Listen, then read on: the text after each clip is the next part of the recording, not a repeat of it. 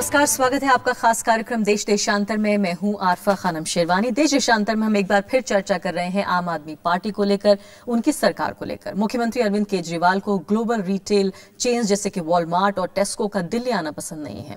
उन्होंने पिछली शीला दीक्षित सरकार के जरिए दिल्ली में मल्टी ब्रांड रिटेल सेक्टर में FDI को जो मंजूरी मिल चुकी थी उसे वापस ले लिया है। उनका कहना यह है कि इससे बड़ी तादाद में लोगों की नौकरियां जाएंगी और इसलिए यह फैसला किया गया है। ये पहला ऐसा फैसला है दरअसल जिससे इस पार्टी की जो आर्थिक नीतियां हैं जिसको लेकर एक पसोपेश की स्थिति थी कि आखिर वो क्या सोचते हैं, ये सोच कम से कम झलकती है, एक झलक उसकी मिलती है।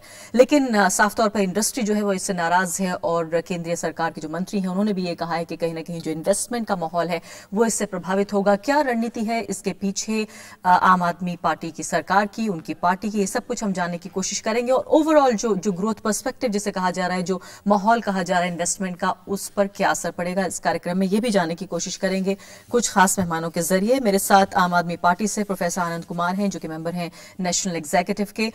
इसके अलावा मेरे साथ अभय कुमार दुबे हैं जो कि पॉलिटिकल एनालिस्ट हैं। हरवीर सिंह वरिष्ठ पत्रकार, business and economy, Amar Ujala अखबार से सीनियर एडिटर हैं ये। और साथ ही SK सरकार हैं, chairman economic affairs committee, PhD chambers. चारों मेहमानों का बहुत बहुत स्वागत है। अगर सबसे पहले मैं शुरुआत प्रोफेसर आनंद कुमार से कर सकूं। प्रोफेसर आनंद कुमार, ये बताइए कि क्या ये, हम जानते हैं कि ये आपकी मैनिफेस्टो का भी हिस्सा रहा जो आपने फिलहाल कदम उठाया है, लेकिन क्या ये पॉलिसी डिसीजन है कि आगे भी राष्ट्रीय स्तर पर हम ये माने कि इसी तरह के आप फैसले लेंगे या फिर ये केस बेसिस पे करेंगे? प्रोफेसर आनंद कुमार, क्या आपको मेरी आवाज आ रही है? जी हाँ, अच्छी तरह से। जी, मेरा सवाल आपसे ये था कि क्या ये नीति रहेगी आम आदमी पार्टी की राष्ट्रीय स्तर पर भी, क्योंकि आपको एक बड़े कंटेंडर के तौर पर देखा जा रहा है आम चुनाव के लिहाज से भी, तो क्या ये माने कि राष्ट्रीय स्तर पर भी आप FDI का विरोध करेंगे अलग अलग सेक्टर्स में, या जैसे मल्टी ब्रांड का हम जिक्र करें, या फिर ये केस टू केस बेसिस सिर्फ दिल्ली की बात हम कर रहे हैं? बस आपने अपने सवाल का जवाब हमको खुद ही बता दिया। ये केस टू केस रहेगा। दुनिया की अर्थव्यवस्था में एक लंबे समय से एक वैश्विक पूंजीवादी तंत्र है, उसमें कोई दल, कोई देश अलग से नहीं चल सकता। चीन भी नहीं चल पाया था। लेकिन ये जो FDI है, फॉरेन डायरेक्ट इन्वेस्टमेंट, किस सेक्टर में करना देश की जरूरत है और किसमें देश के लिए खतरनाक है, ये जैसा आपने कहा केस टू केस है। खुदरा व्यापार, मीडिया, खासतौर पर प्रिंट मीडिया, और कुछ मायने में शिक्षा, ये सब खतरनाक इलाके हैं। एक से रोजगार घटता है, दूसरे से जनमत निर्माण पर असर पड़ेगा, तीसरे से राष्ट्र निर्माण और व्यक्तित्व निर्माण पर असर पड़ेगा। लेकिन नहरों का सवाल हो, बांधों का सवाल हो, ऊर्जा का सवाल हो, इसमें अगर FDI आती है और उसके साथ हम इंगेज करते हैं तो कोई खतरा नहीं है। लेकिन अब ये सवाल अर्थशास्त्रियों ने बहुत दिनों से सुलझा रखा है। जी, प्रोफेसर आनंद कुमार, ये भी कहा जा रहा है कि आप सरकार के जमाने में आप कई तरह की विचारधाराएं अगर हम देखें तो उसमें कहीं ना कहीं लेफ्ट पार्टियों के, वाम दलों के आसपास आप नजर आ रहे हैं इस विचारधारा के तहत। तो कोई लोग जो कहते हैं कि शायद आप उन्हीं का मॉडिफाइड वर्जन है, तो क्या ये बात सही मानी जाए? नहीं, वाम दलों में तो अगर आप जिक्र कर रही है बंगाल की सरकार का, तो वो तो बेचारे कहां से कहां चले गए। इंडोनेशिया से उन्होंने किसी को पकड़ लिया, कहा पैसा लगाओ। उन्होंने तमाम क्षेत्रों में पैसा मंगाया, आया नहीं ये अलग बात है, या आया तो जनता ने विरोध किया।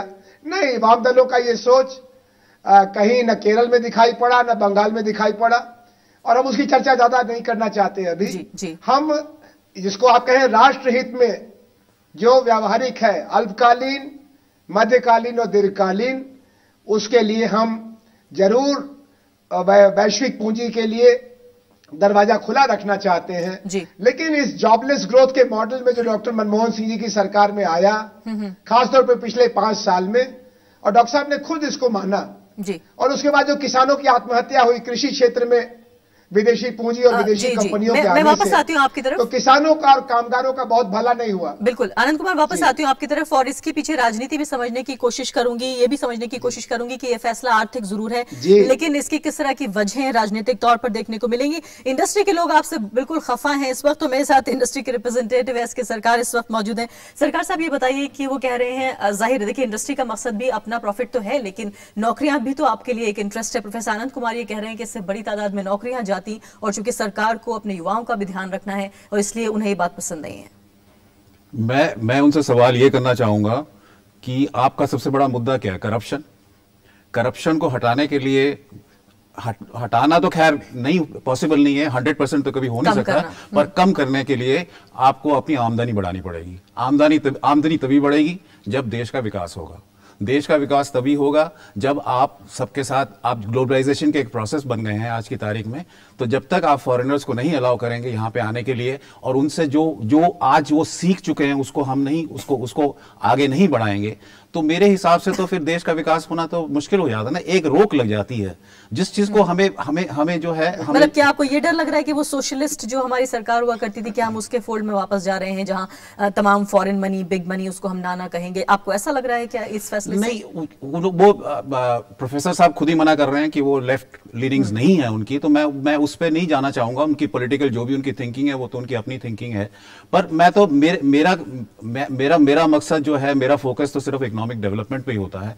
और इकोनॉमिक डेवलपमेंट के लिए मेरे हिसाब से जो है आपको जो है एक ग्लोबलाइजेशन का प्रोसेस बनने के लिए आपको हर एक के साथ चलना पड़ेगा, क्योंकि हमारे पास जैसे आज की तारीख में अगर जो है सबसे बड़ी जो चीज है, जो फूड इन्फ्लेशन सबसे ज्यादा बढ़ी हुई है, वो क्यों बढ़ी हुई है? कि हमारे पास सप्लाई साइड के कंस्ट्रेंट्स हैं। वो सप्लाई साइड के कंस्ट्रेंट्स क्यों हैं? कि हमारे पास बैक एंड इंफ्रास्ट्रक्चर नहीं है।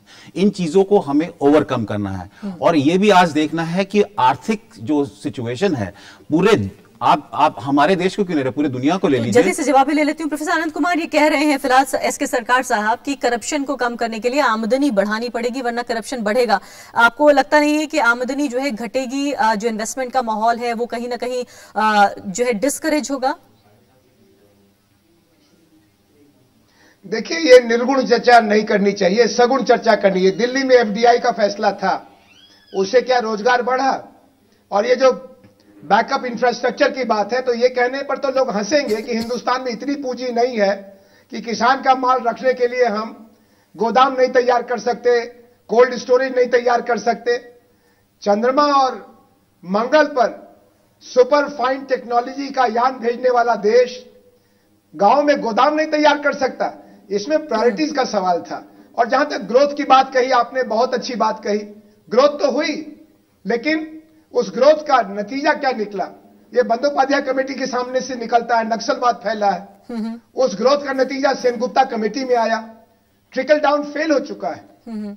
इसीलिए अमेरिका में बराक ओबामा राष्ट्रपति खुद वॉलमार्ट जैसे बड़ी कंपनियों के आतंक से छोटे रोजगार को बचाने के लिए हर शनिवार को झोला लेकर के मोहल्ले की नुक्कड़ की दुकान पर सामान खरीदने जाने का आंदोलन चला रहे हैं। जी, ठीक। और ये जो ग्लोबलाइजेशन का जिक्र किया आपने, वापस आते हैं। इस समय आर्थिक राष्ट्रवाद के साथ चले तो चलेगा, नहीं तो नहीं चलेगा। बिल्कुल, हाँ, जल्दी से एक छोटी सी बात मैं ये कहना चाहूंगा कि हम कर सकते हैं, हम वेयरहाउस बना सकते हैं, हम गोडाउन बना सकते हैं, पर बनाए नहीं है ना, बने नहीं है। आज की तारीख में हमारा जो इंफ्रास्ट्रक्चर मिसिंग है, अगर इंफ्रास्ट्रक्चर मिसिंग है, मेरे को तो उसी मैं तो उसी चीज पे फोकस कर रहा हूं। मेरे पास सड़कें नहीं है, मेरे पास वेयरहाउस नहीं है, मेरे पास कोल्ड स्टोरेज नहीं है, जिससे मेरे को नुकसान हो रहा है। नुकसान ये हो रहा है कि आपका जो वेजिटेबल है 40% आपका वेजिटेबल वेस्ट जाता है, आपका जो गेहूं है 22% आपका गेहूं। इस पे भी हम चर्चा करेंगे। हरवीर जी बताइए, सबसे पहले तो इस तर्क में कितना दम है कि वाकई नौकरियां जाएंगी बड़ी तादाद में अगर ये बड़े बड़े जो रिटेल हाउसेज हैं अगर ये आ जाते हैं? और दूसरी बात, इसकी टेबल पर आपको फिलहाल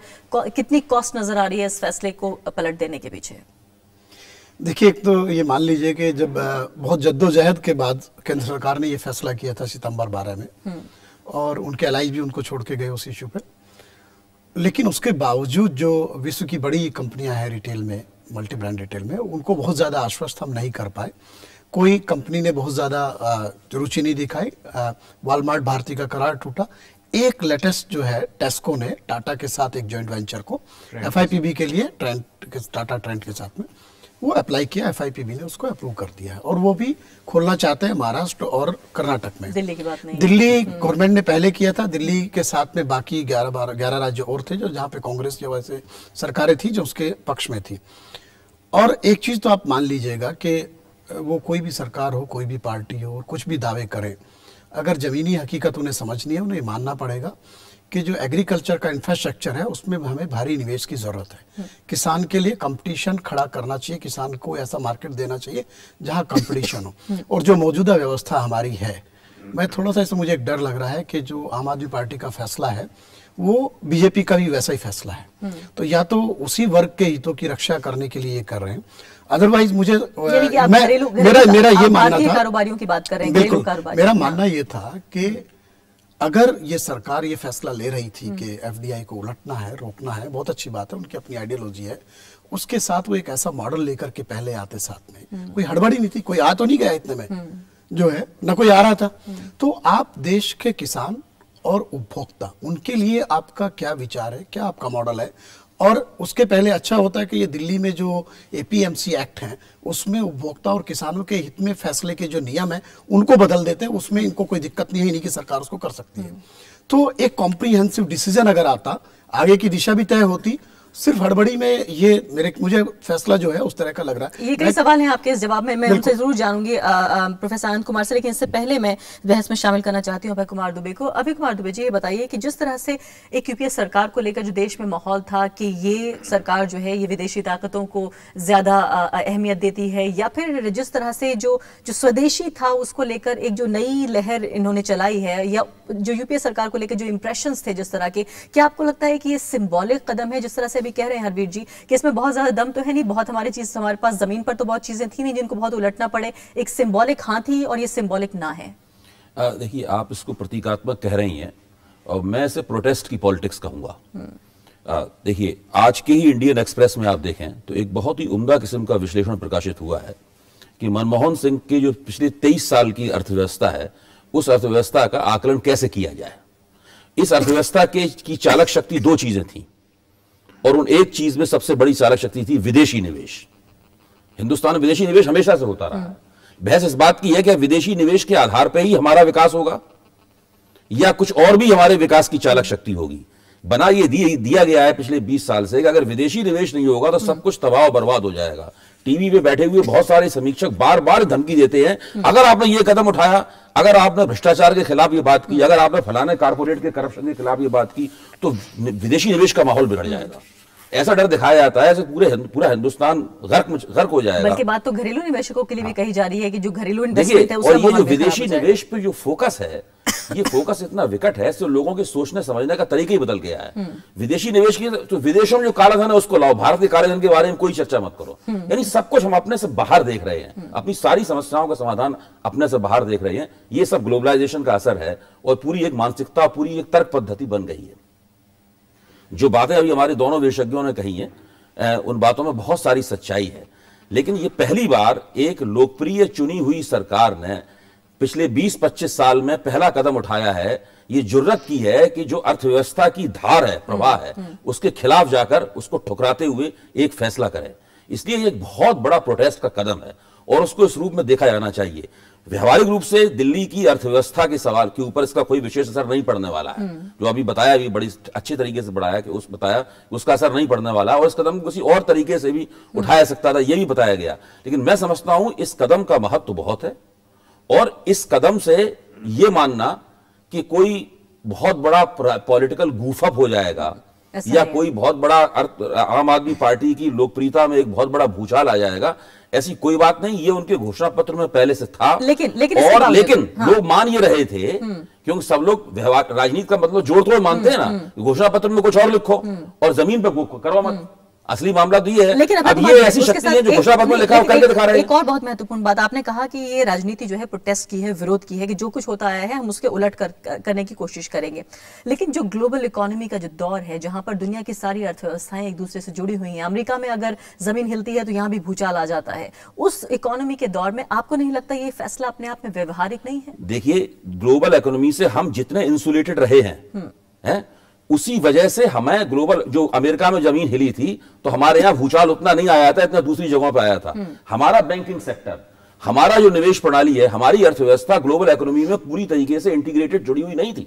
अगर वो पूरी तरीके से जुड़ी हुई होती तो हमारी अर्थव्यवस्था भी उसी तरह तबाह होती जिस तरह यूरोप में और अमेरिका में अर्थव्यवस्थाएं तबाह हुई। लेकिन उस बूम का फायदा भी तो हमें मिला। हाँ, इसीलिए फायदा, हमें फायदा क्यों मिला? हमें फायदा इसीलिए मिला कि हम पूरी तरह से इंटीग्रेटेड नहीं थे। तो सवाल ये, अब ये जिद क्यों की जा रही है कि हम 100% इंटीग्रेटेड हो जाएं? हम क्यों ना अपना अलग अस्तित्व कायम रखें? क्यों हम क्या ये मुमकिन है? मुमकिन रहा है। हरवीर जी से भी जानने की कोशिश करूंगी। देखिए, हम इसीलिए आज हिंदुस्तान की अर्थव्यवस्था में थोड़ी बहुत विकास दर दिखाई पड़ रही है। आज हमारी उतनी बुरी हालत नहीं है जितनी विकसित देशों की अर्थव्यवस्थाओं की बुरी हालत रही है, जर्मनी को छोड़कर। इसीलिए क्योंकि हमने ग्लोबलाइजेशन के सामने कुछ परिस्थितियों वश और कुछ आग्रहवश पूरी तरह घुटने नहीं टेके थे। जी हाँ, तो फिलहाल एक छोटे से ब्रेक का वक्त है। ब्रेक के बाद ये जानने की कोशिश करेंगे कि जो बड़ी नीतियों पर हम आम आदमी पार्टी और उनकी सरकार और उनके जितने भी जो दिमाग हैं उसके पीछे, जो बुद्धियां हैं उसके पीछे, हम ये जानने की कोशिश कर रहे थे आखिर उनकी विचारधारा क्या है। क्या ये उसकी एक झलक के तौर पर देखा जा सकता है कि और दूसरे जो अर्थशास्त्र से जुड़े मसले हैं उन पर भी इसी तरह के फैसले देखे जाएंगे? ब्रेक के बाद।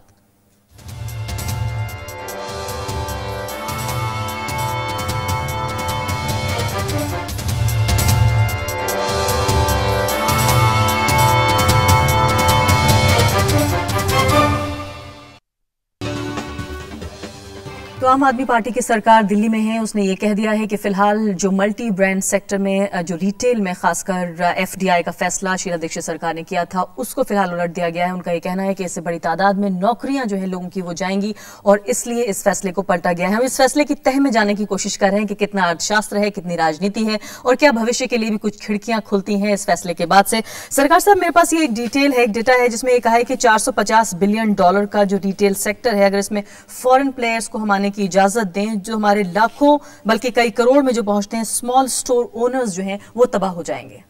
नहीं, किस तरीके से, मैं समझा नहीं कि कैसे वो तबाह हो जाएंगे। मतलब उनकी देखिए, एक सपोर्ट ऑर्गेनाइजेशन हर किसी चीज को चलाने के लिए आपको सपोर्ट ऑर्गेनाइजेशन चाहिए। किराना स्टोर तो रहेगा ही रहेगा, बल्कि किराना स्टोर तो आज की तारीख में मुकाबला कर रहा है बड़े बड़े स्टोरों के साथ।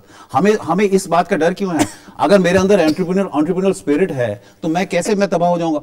उन्होंने जो सोर्सिंग करनी है, 30% सोर्सिंग जो है वो एसएमई सेक्टर से करनी है, वो उन्होंने अगर करना है तो उनको उनकी जरूरत है। और इससे भी एक बड़ी बात है, जो हम जो है ना फॉरेन निवेश की बात करते हैं, आप कोको कोला खरीदने जाते हैं, आप किराना स्टोर से नहीं खरीदते हैं क्या? ये चीजें जो है ना, आपको हर चीज को आपको जो है एक होलिस्टिक व्यू लेना पड़ेगा कि फॉरेन चीज जो है, फॉरेन वो उनकी चीज नहीं है। एक चीज एक्सेप्टेबिलिटी, अगर हम घरेलू भी जिक्र करें, हम जानते हैं कि रिलायंस ने जो सब्जियों के और फलों के स्टोर खोले थे, बहुत दिनों तक हमने उस तरह की घटनाएं अपने सामने होती हुई देखी थी। किस तरह से जो छोटे ठेले वाले थे उन्होंने उस पर हमला किया, क्योंकि सीधे सीधे उनकी रोजी रोटी पर हमला था। तो अगर इस एग्जाम्पल को हम देखें तो शायद फॉरेन प्लेयर्स के साथ नहीं रख सकते इस एग्जाम्पल को। नहीं, ये तो उनके अंदर एक फीलिंग आई कि हमारा इससे नुकसान हो जाएगा, हमारा बिजनेस बंद हो जाएगा। अगर आप किराना स्टोर की हिस्ट्री देखें, किराना स्टोर जो है जनरेशन टू जनरेशन चलता रहा है, मतलब बाप से बेटा, बेटे से नीचे, मतलब ये हमेशा ही ऐसे चला है और हमेशा चलेगा। हमारा देश कितना बड़ा है, 120 करोड़ की आबादी है। आज भी जो है, जो लेडी ऑफ द हाउस है वो किराना स्टोर के पास ही जाती है, क्योंकि उसको वहां से भाभी या उसके माँ का दर्जा, बहुत सारे लोग बिग बाजार जाके भी सामान भर भर के नहीं, पर वो जो भाभी या माँ का दर्जा जो मिलता है वो किराना स्टोर से ही मिलता है। वो इमोशनल अपील तो कभी खत्म नहीं होने वाली है। तो ये चीजें वो एक जो है ना, एक मेरे अंदर एक फेथ हो जाता है, एक मेरे अंदर ट्रस्ट आ जाता है कि मैं अगर यहाँ से चीज खरीदूंगा या खरीदूंगी तो इससे मेरे को जो है चीज सही मिलेगी। तो प्रोफेसर आनंद कुमार, मैं आपकी तरफ आना चाहती हूँ। ये बताइए, फिलहाल बीजेपी के मैनिफेस्टो में उन्होंने लिखा है कि वो रोल बैक कर देंगे मल्टी ब्रांड रिटेल को अगर एनडीए की सरकार आ जाती है। तो क्या वाकई आप भी उस एक खास सेक्शन को खुश करने की कोशिश कर रहे हैं इस फैसले के जरिए? पहले मैंने आपसे लेफ्ट की बात कही थी, अब मैं आपके ऊपर राइट का आरोप लगा रही हूं।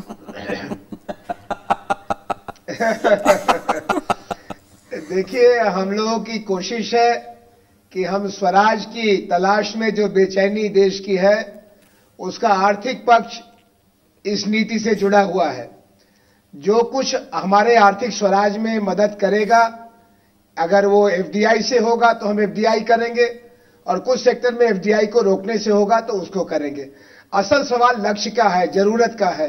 जरूरत इस समय स्वस्थ और संतुलित आर्थिक नवनिर्माण की है। 20 साल के उदारीकरण और उसके पहले 20 साल के सरकारीकरण ने देश को दो अतियों की तरफ झुला दिया। और अब ये जो रिपोर्ट आ रही है, चाहे वो सेनगुप्ता कमेटी की रिपोर्ट रही हो, चाहे बंदोपाध्याय कमेटी की रिपोर्ट रही हो, या सच्चर कमेटी की रिपोर्ट रही हो, इनको देख करके आपको ध्यान देना पड़ेगा। और ये जो अभी जिक्र किया जा रहा है कि मां और भाभी कहते हैं किराना स्टोर वाले इसलिए वहीं जाएंगे, ये मनोविज्ञान का सवाल नहीं, अर्थशास्त्र का सवाल है। और आप अमेरिका में जाइए, किलोमीटर के बाद किलोमीटर जाना पड़ता है और तब जाकर के आप कोई सामान खरीद पाते हैं। इसमें इकोनॉमी ऑफ स्केल है। बड़ी मछली छोटी मछली को खा जाएगी। मत्स्य न्याय चलता है बाजार में, लेकिन प्रोफेसर आनंद कुमार चलती है। आप देख लीजिए पेप्सी कोला और कोका कोला ने क्या किया। इसीलिए हम इसमें कोई वैचारिक जिद नहीं रखना चाहते। जी, मैं वही आपसे पूछने की कोशिश कर रही हूँ। जो उचित है वो करना चाहते हैं। प्रोफेसर आनंद कुमार, ये देखा जाता है कि इकोनॉमी को दो हिस्सों में कहीं ना कहीं बांटते हैं। मैं बहुत ज्यादा अर्थशास्त्र की जो है स्टूडेंट नहीं हूँ उसके, लेकिन जो मोटा मोटा समझ पाती हूँ राजनीति के साथ साथ कितना अर्थशास्त्र को समझा जाता है कि 90 से पहले की जो अर्थव्यवस्था थी और 90 के बाद की जो अर्थव्यवस्था है, क्या हम ये माने कि आम आदमी पार्टी किस अर्थव्यवस्था में आखिर यकीन रखती है, 90 से पहले वाली या इकोनॉमिक रिफॉर्म्स के बाद वाली, या कोई एक मिश्रित इकोनॉमी आप अपने हिसाब की बनाएंगे? नहीं, दोनों की जो बुराइयां हैं जग जाहिर है। एक में लाल फीताशाही थी और दूसरे में बिचौलिया पूंजीवाद था, और दोनों में कुछ खूबियां भी थी। तो अगर इन दोनों की खूबियों खराबियों के गणित में हम न उलझे और जो एक इन दोनों से ऊपर उठता हुआ देश है, दोनों की सफलताओं को समेटता हुआ देश है, उसमें शिक्षा का विस्तार करें, स्वास्थ्य और आवास और बेसिक खान पान को सस्ता रखें, तो माल न्यूट्रिशन से देश को मुक्ति मिलेगी जी। और स्वस्थ किस्म की प्रतियोगिता वाला बिल्कुल एक औद्योगिक और खेतिहर भारत खड़ा होगा। उसमें 2.5 लाख किसानों की आत्महत्या की काली परछाई नहीं होगी। हरवीर जी, और उसमें 77% लोगों की छोटी सी आप से ज्यादा खपत की क्षमता का दुख नहीं। जी, आपकी बात समझ गया, मैं वापस आऊंगी आपकी तरफ। किराना स्टोर की अहमियत सिर्फ इसीलिए नहीं है कि मां भाभी की सिर्फ अहमियत इसलिए नहीं है, समय की भी बात होती है। मैं वही जाऊंगा जहां से मेरा समय बचता है। आज की तारीख में जो है दौड़ है, इस दौड़ में मैं जितना अपना समय बचा सकता हूं मैं कोशिश करूंगा। एक छोटी सी बात मैं और भी कह दूंगा, बिजनेस में 3 चीजें होती हैं। एक आपका हो गया लेबर, एक हो गया रिसोर्सेज, एक है कैपिटल। हमारे पास रिसोर्सेज है, हमारे पास लेबर है, हमारे पास कैपिटल नहीं है, इसलिए हमें हाथ जरूर मिलाना पड़ेगा। इस चीज को हम जरा प्रैक्टिकल होना चाहिए। जिस तरह से बात करें प्रोफेसर आनंद कुमार, आपको लगता है इसमें काफी हद तक आइडियलिज्म ज्यादा है, या फिर बहुत जमाने से आप अर्थव्यवस्था को, आर्थिक नीतियों को देखते आए हैं, या व्यवहारिकता भी है? देखिए, आइडियलिज्म मुझे ज्यादा लग रहा है। अब वो कह रहे हैं कि बिचौलिया खत्म करना है, तो अगर बिचौलिया एग्जिस्ट कर रहा था और उन्होंने कहा 2.5 लाख किसान आत्महत्या कर चुके, अभी तक तो एफडीआई एग्रीकल्चर और रिटेल में था नहीं, क्यों आत्महत्या कर ली किसानों ने? दूसरे, बिचौलिया तो खत्म करने के लिए आपको ऑर्गेनाइज सिस्टम में जाना पड़ेगा ना। नहीं, आपको ऑर्गेनाइज सिस्टम में जाना पड़ेगा। उसके लिए बिचौलिया को खत्म करना आपको, या तो आप फार्मर्स कोऑपरेटिव बना के उनको एम्पावर करो, आप अल्टरनेट तो लेके आओ। दूसरी बात ये है कि आप सुन लीजिए कि देखिए, कितने भी आपने खुद कहा कि अच्छाइयां भी थी, बुराइयां भी थी, लेकिन जो 91 के बाद की इकोनॉमी भारत की है, आप उसमें जो भी उपलब्धियां हैं उनको नकार नहीं सकते। और आपको कुछ चीजें ग्लोबल लेवल पे जहां हम लोग मिले हुए हैं उसको आप छोड़ नहीं सकते, और उसके बिना आपके देश की अर्थव्यवस्था का गुजारा नहीं है। इसीलिए मेरा मानना है कि व्यावहारिकता और जमीन पर जो ठीक दिख रहा है उसको लेकर के आप चलिए, न कि सिर्फ आइडियलिज्म को लेकर चलिए। देखिए, मैं एक एपिस्टेमोलॉजिकल क्वेश्चन, एक इस मामले में ज्ञान मीमांसक प्रश्न उठाऊंगा जिसका सीधा संबंध अर्थव्यवस्था से नहीं है, इसका सीधा संबंध राजनीतिक दृष्टिकोण से है। और बिना राजनीतिक दृष्टिकोण के अर्थव्यवस्था नहीं चलती है, कोई कैसी भी हो। और केवल अर्थशास्त्रियों के हवाले अर्थव्यवस्था नहीं, पूरी राजनीति देश की नहीं की जा सकती। ये है कि हिंदुस्तान जब आजाद नहीं हुआ था तब हिंदुस्तान के बड़े बड़े पूंजीपतियों ने मिलकर सोचा था, तखमीना लगाया था कि हिंदुस्तान में 7% निवेश अंतराल है, इन्वेस्टमेंट गैप है, और वो पूंजी हमें भारत में नहीं मिल सकती। उनका प्रतिनिधिमंडल सारी दुनिया में गया और उन्होंने ये तलाश की कि हमें कहां से वो विदेशी पूंजी निवेश मिल सकता है। तो विदेशी पूंजी निवेश हमें तब भी जरूरत थी, हमें आज भी जरूरत है, इसमें कोई शक नहीं, क्योंकि निवेश अंतराल है हमारी अर्थव्यवस्था में। सवाल यह है कि उस वक्त और उसके बहुत बाद तक जो विदेशी पूंजी निवेश है हमारे लिए साधन था। ग्लोबलाइजेशन के बाद से वो हमारे लिए साधन नहीं रह गया है, बल्कि साध्य हो गया है हमारे लिए।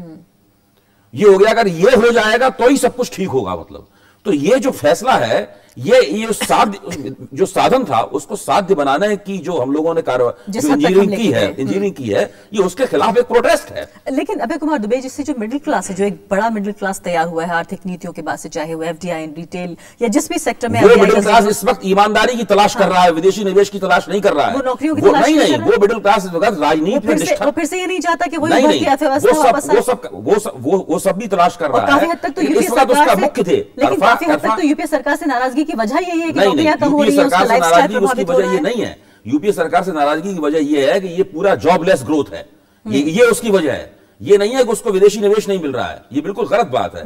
देखिए, जो मिडिल क्लास है, मिडिल क्लास इस वक्त नौकरियां चाहता है और साथ साथ में ईमानदार पारदर्शी हुकूमत चाहता है, सुशासन चाहता है, जिसको विश्व बैंक की भाषा में हम लोग गवर्नेंस कहते हैं, वो चाहता है। तो यानी आप ये कह रहे हैं कि इतने बड़े-बड़े जो मल्टीनेशनल कंपनीज हैं, जिनमें लोग काम करके बड़ी-बड़ी सैलरीज लेके पैदा हुए हैं, पिछले 23 साल से जो भूमंडलीकरण हुआ है, हाँ। या जो नई अर्थव्यवस्था बनी है, ये अर्थव्यवस्था, जैसे आपने शुरू में बात कही थी, मैं उस पर टिप्पणी करना चाहता था, लेकिन पूरी बहस डिरेल हो जाती। आपने कहा था जब जितना ग्रोथ रेट बढ़ेगा उतना ही आप भ्रष्टाचार से मुकाबला कर पाएंगे, आमदनी बढ़ेगी। हिंदुस्तान में तो यथार्थ में उसका उल्टा हो रहा है, जितना ग्रोथ रेट बढ़ता है करप्शन भी उसी रफ्तार से बढ़ रहा है, उससे कमेंसुरेट है, मतलब जो है। जी बहुत बहुत शुक्रिया अभय कुमार दुबे जी। समय बिल्कुल समाप्त हो चुका है। बहस बहुत दिलचस्प ही रही है और ज्यादा हम इसे बढ़ाना चाहते थे, लेकिन समय हमें इजाजत नहीं दे रहा है। सरकार साहब आपका भी शुक्रिया, हरवीर सिंह और प्रोफेसर आनंद कुमार आपका भी शुक्रिया। तो साफ तौर पर ये एक बड़ा फैसला आम आदमी पार्टी की सरकार की तरफ से देखने को मिला है। वो लोग जो बहुत इंतजार कर रहे थे इस बात का कि अर्थशास्त्र पर किस तरह की नीतियां हैं, हालांकि कई ऐसे और चैप्टर्स, ऐसे पन्ने हैं जो खुलने अभी बाकी हैं, लेकिन ये भी देखना होगा कि आखिर जो ये आइडियलिज्म है इससे दूर व्यवहारिकता कितनी है इस पूरे फैसले की। इसी के साथ अभी के लिए इतना ही, नमस्कार।